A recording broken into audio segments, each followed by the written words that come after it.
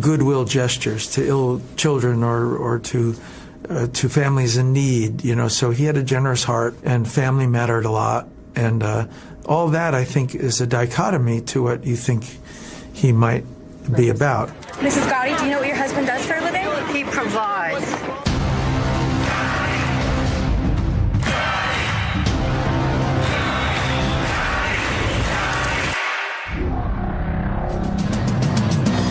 Still ahead on Hollywood One-on-One. You're gonna help us start a war. With who? Everyone. They need Blackhawks.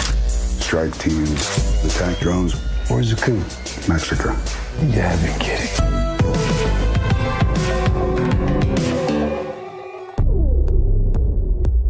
It's a nice day for a drive, huh? Oh, beautiful day. Blue sky, large caliber weapons. I love getting out of the office. Josh Brolin is back in the office, starring in the sequel to Sicario. Ooh, you're gonna need stitches. Lucky for me, I'll still need them tomorrow.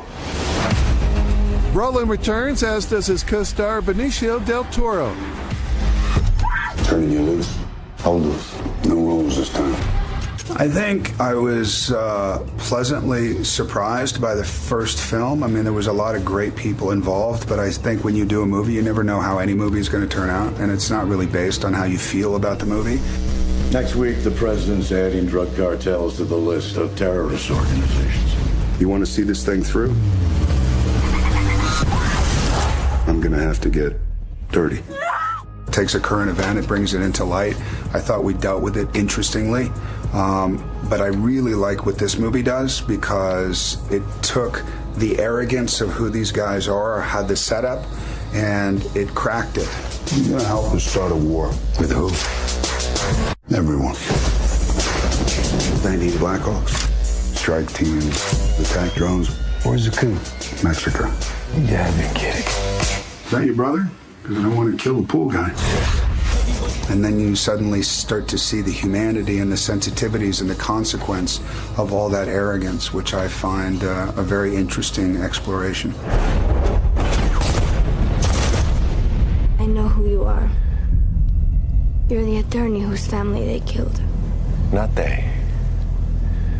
My father.